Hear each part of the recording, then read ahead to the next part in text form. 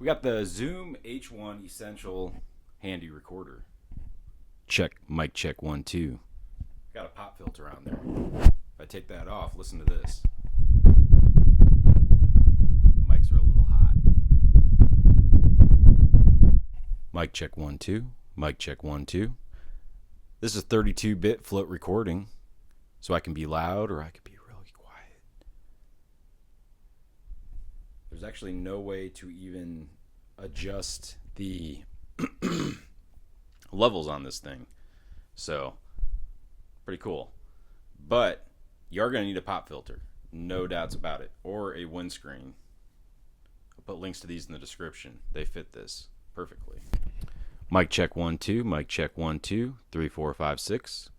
10, 9, 8, 7, 6, 5, 4, 3, 2, 1. How's it sound? It's pretty good. Picks up very fine noises. Check, check. When you're handling it, listen, you have handling noise. But if you just hold it, or maybe put this on a shack mount, you can hear me echoing out of this drum. Check, check, check, check.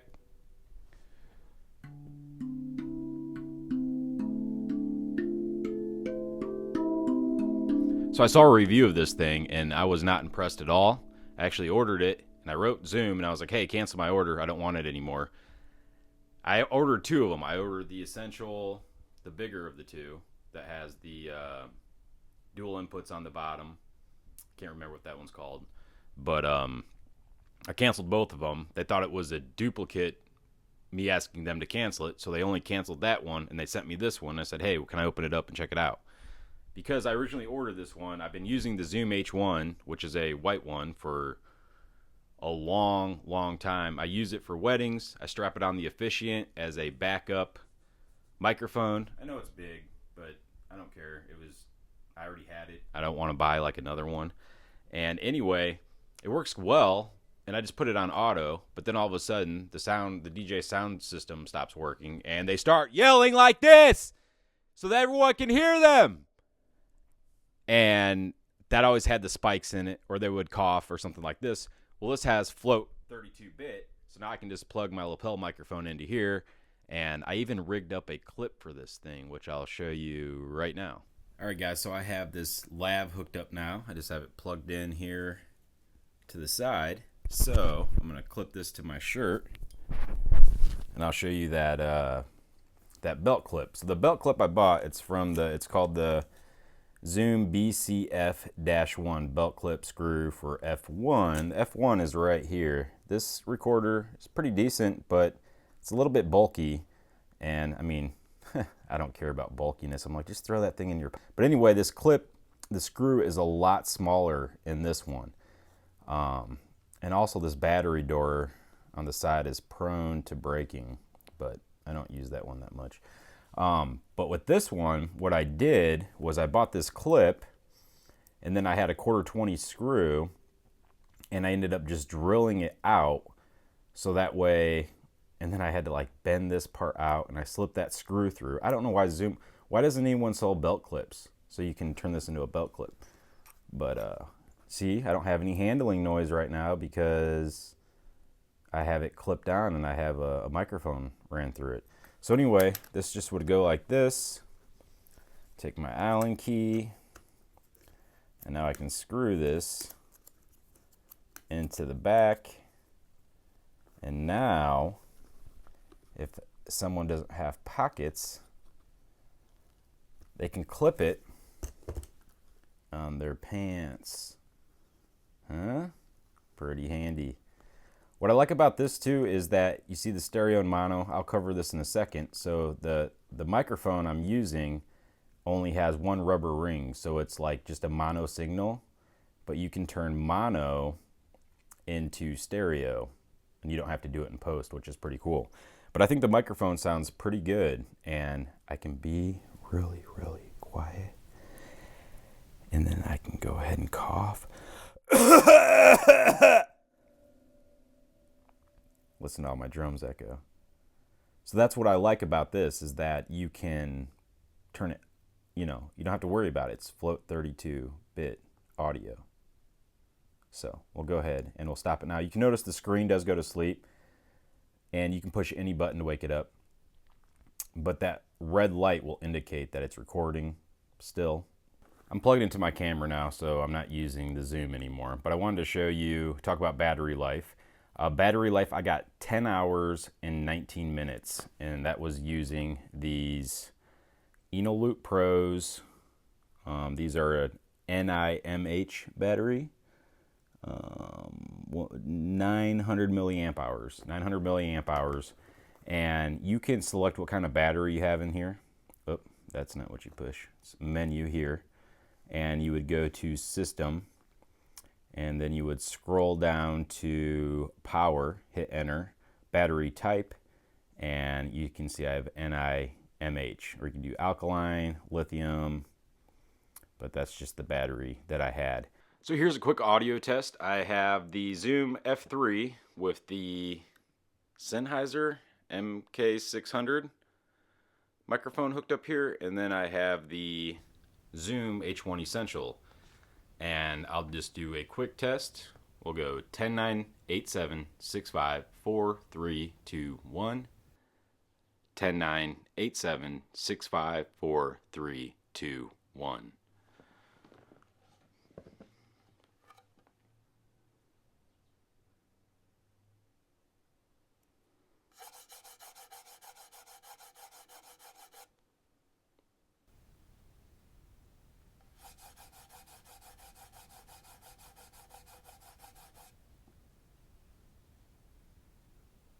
Which one sounds better?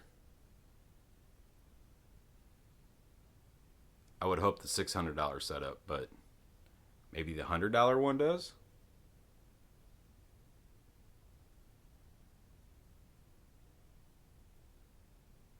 You hear birds in the background, the train, and you hear a TV upstairs. And every time I talk, my drums echo.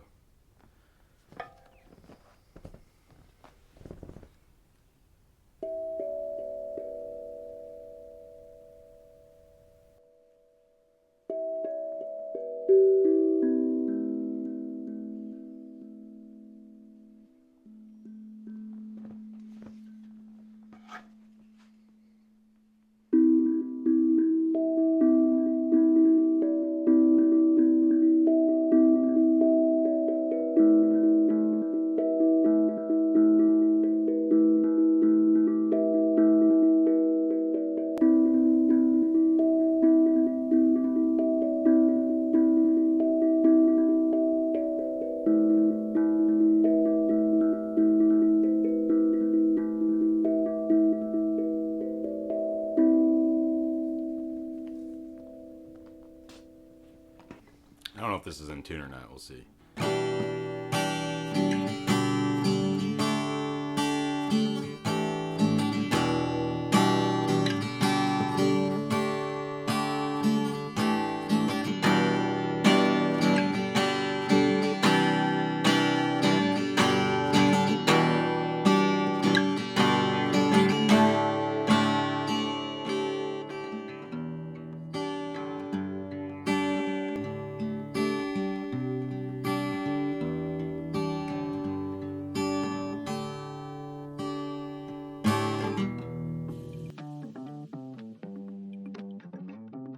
All right, so over here on the left-hand side, we have the line out for connecting headphones. We have a volume wheel here for turning up and down the volume. That will turn the volume up for the headphones and for that speaker there on the back. Below that, we have a hold and power button. To power this on, we just slide this down and it will turn on. And we also have a hold button here. So let's say once it starts up and we start recording, we can slide this to hold, and now any buttons we push, it won't stop the recording. Very handy feature to have. We can slide that off hold, and I'll go ahead and stop the recording. Over on this side, we have the line in for connecting a microphone. We have DC 5 volts. This is what you would use to also connect to your computer to use it as a microphone for your computer. On the back here, we have a 1/4-20 mount as speaker right here, and on the back we also have the battery door for the 2 AAA batteries. Up on top we have the stereo microphones. So if we look at the screen here, you can see we have the left and the right channels. But let's say we plug in a microphone that is unbalanced or only has one channel. Well, we can go in here to mono and we can switch over to mono, and then it will convert that single channel into left and right channels, which is pretty handy. I'll go back here to stereo. We have your low cut filter. For low cut, we can toggle between off, 80 Hertz, 160 Hertz, or 240 Hertz. And then we have your marker button, and then a trash can we can use to delete some recordings. Then we have a stop button, a play button, back and forward, and then the record button. Just to record, you just hit record, and it will start counting here on top. Now after a minute, this screen will go dim. It will actually go black, and it's still recording, but it's just to conserve some battery life. And to wake it up, you can push any button to wake it up. And we'll go ahead and push stop recording. And let's go over here. We have the menu button. Now if we go into menu, we'll go through these settings. We have record settings, which you would pick like your sample rate. You have 48, 96, and 44. Now let's read through some of these. We have pre-record, auto-record, record start tone, self-timer, record delay, record file name, record counter, IXML chunk, and we'll go back. We have repeat settings, USB. This is what you would use for file transferring if you didn't pop out your SD card, or you could use it as a USB microphone. We'll go down here to SD card. This is where you would format your SD card. You can empty your trash. These are the trash is the files that you deleted. Now a full test is just going to test to make sure your SD card is compatible, and a quick test is just going to quickly test if your SD card is compatible. Move down here into overdub, one of my favorite features. We can select enter. Now if, let's say you record a track with a guitar, you can go back and listen to that track with a pair of headphones and overdub on that track. And then you can go, after you do guitar and drums, you can go back and add bass, and then you can go back and add piano. Now it doesn't record the tracks individually like a guitar has its own track, bass has its own track, piano has its own track, but it basically stacks them up on top of each other. So let's say you do guitar, then drums, and then you add bass, and you're like, oh, I messed up on the bass. Well, guess what? You can go back up to the one that just has guitar and drums.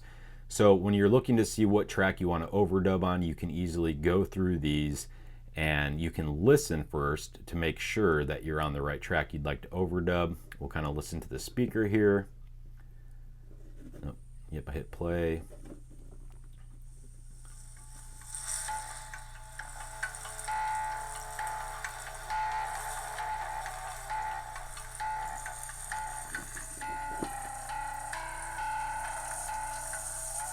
and hit stop. Now, okay, that's the track I want to overdub on. You would just hit enter, and then now you can just push record, and if you have a pair of headphones plugged in, you can listen to that while you add another overdub. So that's a pretty cool feature. We'll go back here, and we have output. Under output, we have volume control and fixed level. And then we have system. Now under system, this has, you have your language you can select, and you also have accessibility. Accessibility, you have guided sound. So if we hit guided sound, go up and hit English and beep. English plus beep. Set. Turn it up here. Now it's going to read off Guide sound. the menus. Volume. Version. Guide sound. Volume. Accessibility. Date time. Display. Power. Firmware. Factory reset. Language. Accessibility. Guide And sound. English plus beep. or you can just do Beep only. beep only. And then you'll have the beeping. I like to use it with just off. That's basically that.